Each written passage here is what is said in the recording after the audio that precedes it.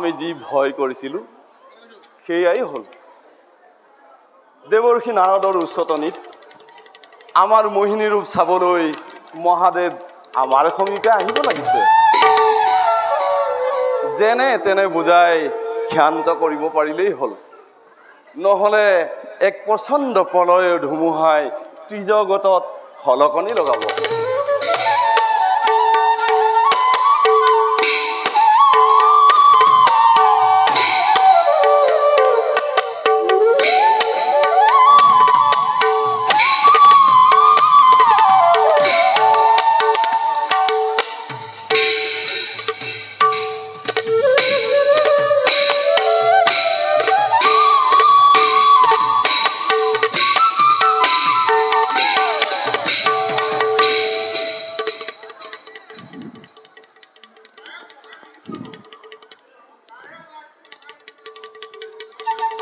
নমো নমো মাধৱ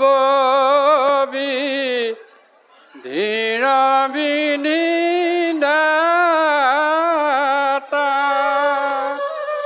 তুমি জগতৰ গুৰু, তুমি পিতা মাতা, ধৰিলা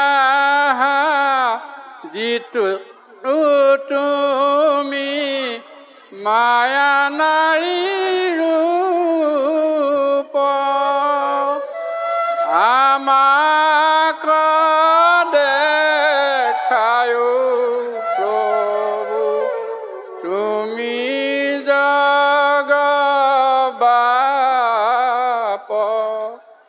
আমাক দেখায়ো প্ৰভু, তুমি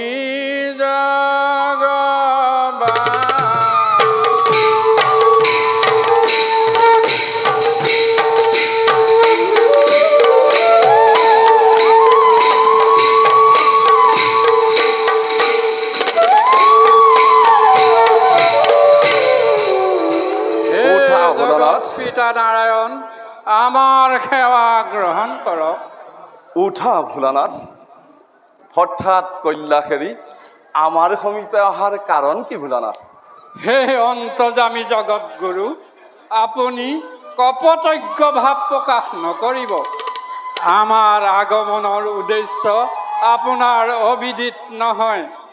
যি অপূৰ্ব নাৰী মূৰ্তি ধাৰণ কৰি অসুৰক অমিত প্ৰাণৰ পৰা বঞ্চিত কৰিলে, সেই অপূৰ্ব নাৰী মূৰ্তি দৰ্শন কৰিব আমি আপোনাৰ কাষলৈ আহিছোঁ।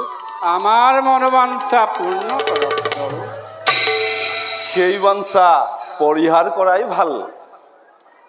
আমাৰ এই নাৰী মূৰ্তি, আমাৰ এই মায়া শক্তি, আৰু এই মায়া শক্তিয়ে যদি তোমাক বিচলিত কৰে, জগতবাসীৰ আগত তুমি হাঁহিয়াতৰ পাত্ৰ নহ'বানে? দহিয়া সুমনক কিছু শংকা নাই, কি কৰিব পাৰে মোক তিৰিৰ মায়। মই মদনকে ভস্ম কৰিছোঁ প্ৰভু, জগতত এনে কোনো মায়া শক্তি নাই যিয়ে মহাদেৱক মৰিব পাৰে। তেন্তে আমাৰ গাত কোনো দুখ নাই দেৱৰ্ষি, খন্তেক অপেক্ষা কৰা। দেখা দেখা সৰ্বজন নাৰায়ণ লীলা,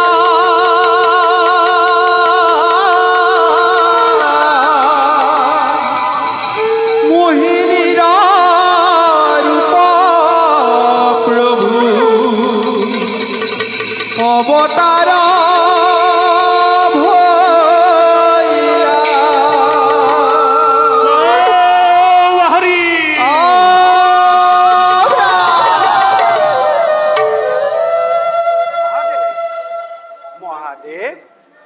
মহাদেৱ চিনি পাইছেনে? ওচৰলৈ আহক মহাদেৱ, ওচৰলৈ আহক।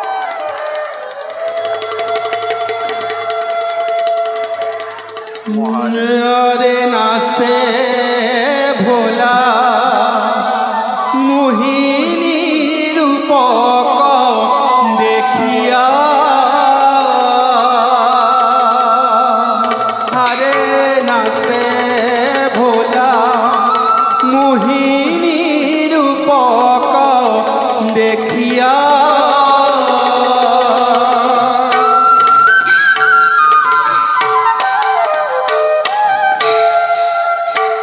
আরে নাচে ভোলা মোহিনী রূপক দেখিয়া আরে নাচে ভোলা মোহিনী রূপক দেখিয়া ও মোহিনী রূপক দেখি মহাদেব ব্রহ্ম জ্ঞান লাভ করিলা মোহিনীর রূপ দেখি মহাদেব ব্রহ্ম জ্ঞান লাভ করিলা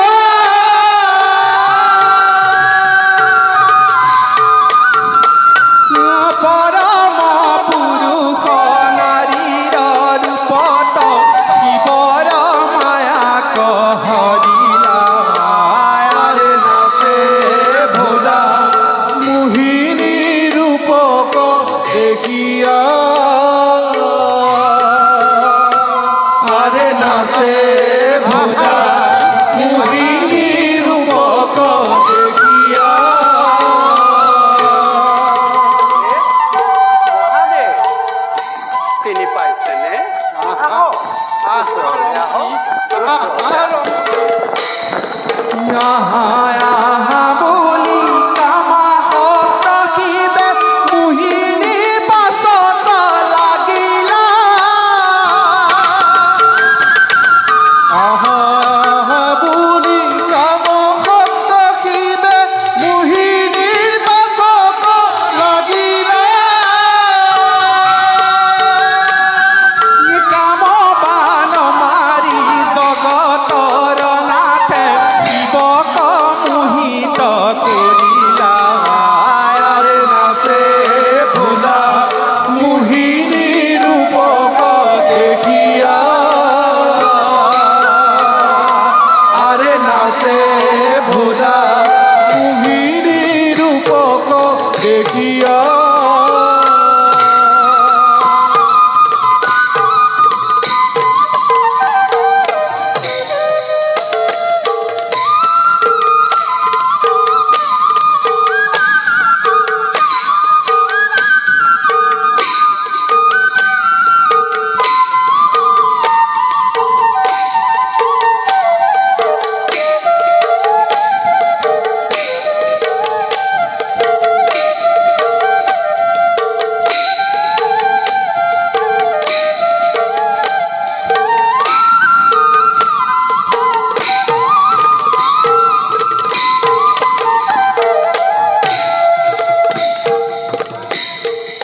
আহা মোৰ কাষলৈ আহা ৰমণী আহক মহাদেৱ আহা ওচৰলৈ আহা আহক ৰমণী মহাদেৱ আহা ওচৰলৈ আহক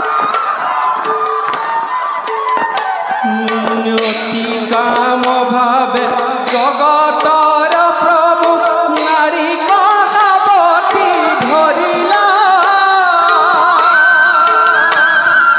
অতি কাম ভাবে প্ৰভু ভোলানাথে জগত কহাৱতী ধৰিলা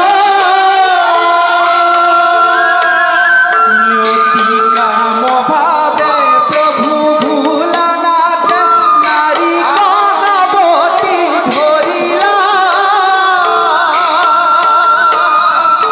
অতি কাম ভাবে প্ৰভু ভোলানাথে নাৰী কহাৱতী ধৰিলা গাঁৱৰ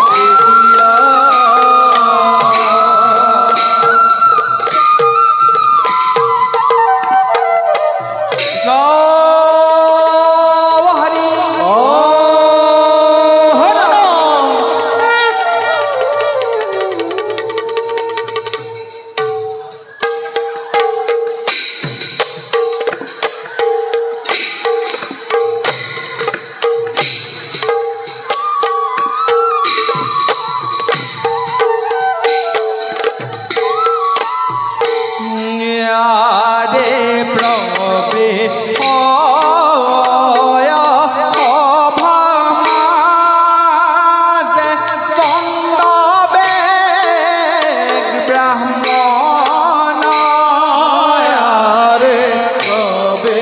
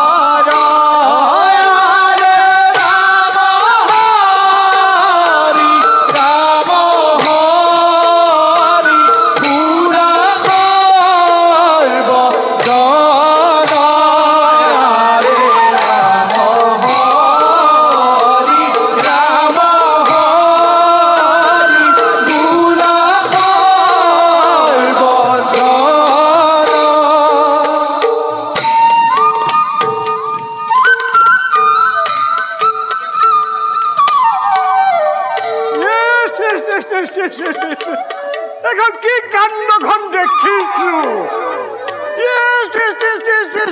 কি কাণ্ডখন দেখিছো ঠাণ্ডা খোৱা পানী সকলো তল গ'ল অলপতে সন্তুষ্ট হোৱা দেৱতাক পূজা ভাগি কৰি এই চন্দ্ৰকেতু ব্ৰাহ্মণে যেনেকে পেটৰ ভাতখিনি মোকলাই আছিলো তাকো এতিয়া সকলোবিলাক নাইকিয়া এতিয়াতো প্ৰভুৱে বাৰু এই সুন্দৰীৰ পাছে পাছে দৌৰি ফুৰিব লাগেনে বাৰু সুন্দৰীৰ পাছে পাছে দৌৰি ফুৰিব লাগেনে বাৰু সকলো শেষ হৈ গ'ল এতিয়া সকলো শেষ হৈ গ'ল তেখেতেনো বাৰু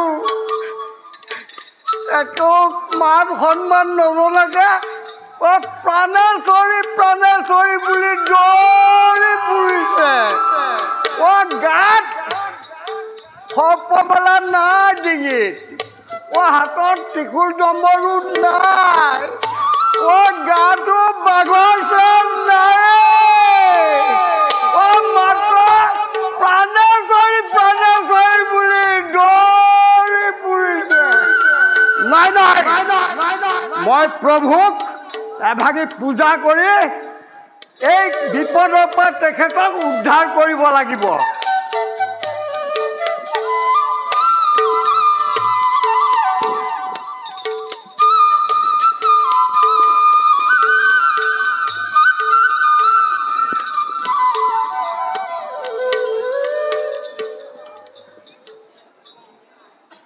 প্ৰভুক উদ্ধাৰ কৰিব লাগিব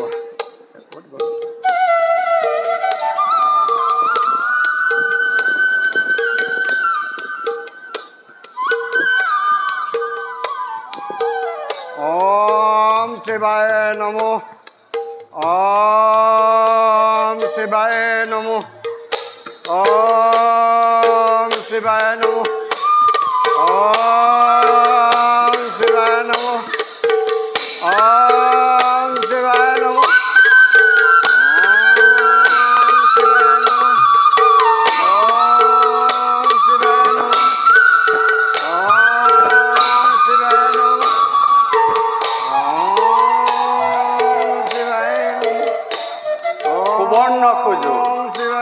এই মুহূৰ্ততে মহাদেৱ শিৱৰ দৃষ্টি নিজলৈ নিক্ষেপ কৰাব লাগিব চন্দ্ৰবেগ ব্ৰাহ্মণৰ হতুৱাই মহাদেৱ শিৱৰ মূৰ ওপৰত পৰা দৃষ্টি তেওঁ নিজৰ গালৈ নিব লাগিব। দেখা দেখা যত সভা সদনৰ শৰীৰ অদ্ভুত ঘটনা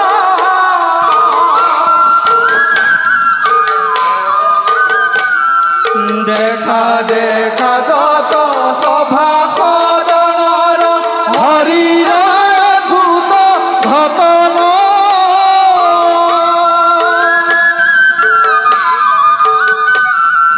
পাতুক চাৰুক হব ভাষত গাতি বোলা ৰাম ৰাম ৰামাৰে নাচে ভোলা মোহিনী ৰূপক দেখিয়া আৰে নাচে ভোলা মোহিনী ৰূপক দেখিয়া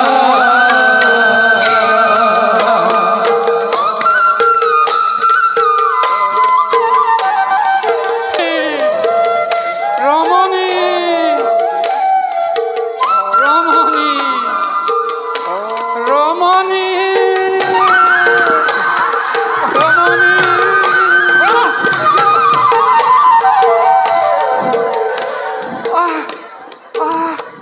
প্ৰভু প্ৰভু আপুনি কি কৰিছে এইখন? প্ৰভু আপুনি এখন কি কৰিছে?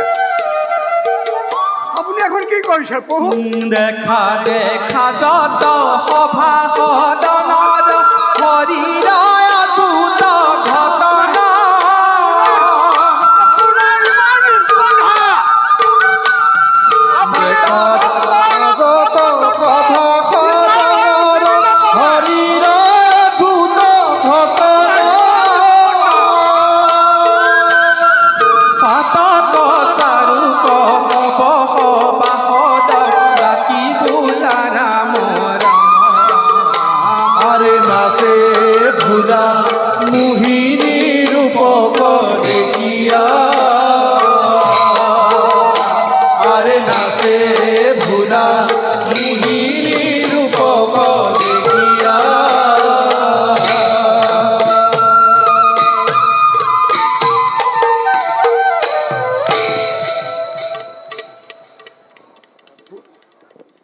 আপোনাৰ ইমান স্পৰ্ধা! আপুনি ব্ৰাহ্মণৰ ব্ৰহ্মতত্ত্ব ঈশ্বৰ হয়ো আপুনি চিনি নেপালে? আপুনি ভক্ত ঈশ্বৰ! আপুনি ভক্ত ৰূপ গ্ৰহণ কৰিবলৈ বুলি মই আপোনাক অভিশাপ দিছোঁ! অভিশাপ দিছোঁ মই! অভিশাপ দিছোঁ!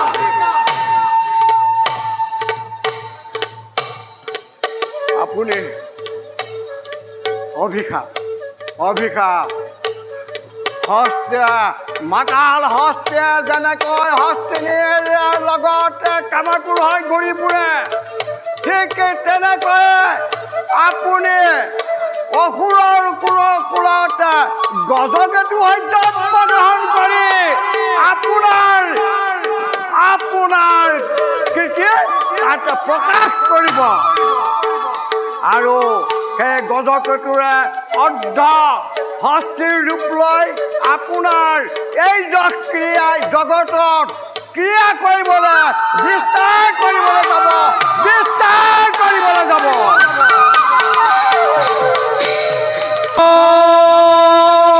হৰি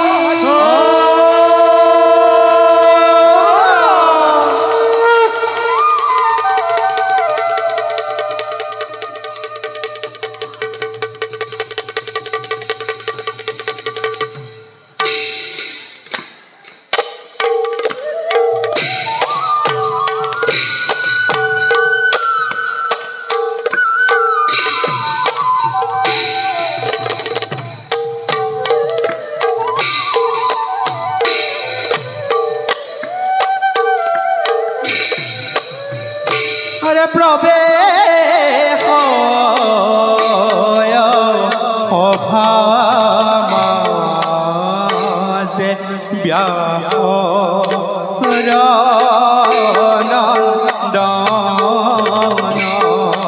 আরে প্রবেশ সভার মাঝে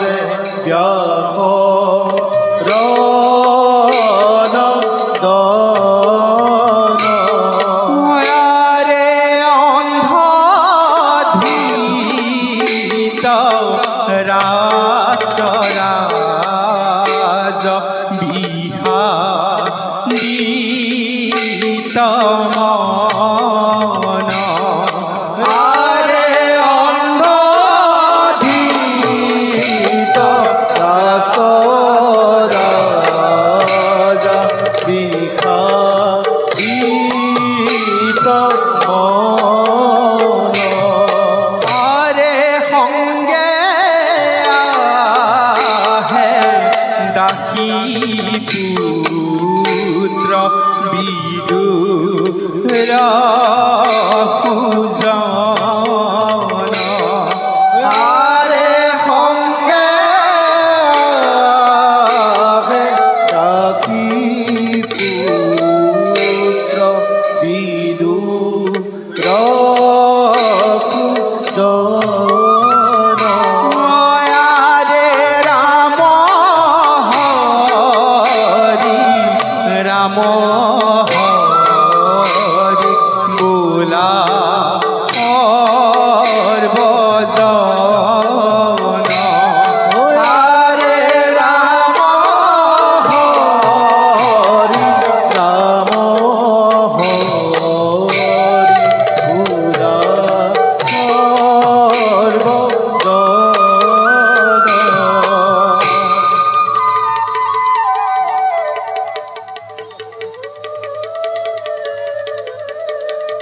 মহারাজ অধম ভক্তির প্রণিপাত করিব গ্রহণ। উঠা বিদুর মহারাজ বিদুর মোক মহারাজ বলি নামাতিবর বাবে তোমাকে অনেকবার কোয়া সত্ত্বেও তুমি তুমি কিয় কিয় মোক বারে বারে মহারাজ বলি মাতি আহিছা? জ্যেষ্ঠ যার দৃষ্টি শক্তি নাই, যি পরক আশ্রয় করি জীবনের বাটতে নানান দুখ কষ্টরে আগবাঢ়ি যাব ধৰিছে, জ্যেষ্ঠ সেইজনক মহাৰাজ বুলি মতাৰ কিবা কাৰণে আছে জানো বিদুৰ? আপোনাৰ দুখৰ কথা আমাৰ আগত নিবেদন কৰক জ্যেষ্ঠ। ৰাজ সিংহাসনতে বহিলেও মই ৰজা নহয়, ৰাজদণ্ড হাতত থাকিলেও শাসনৰ ক্ষমতা মোৰ হাতত নাই।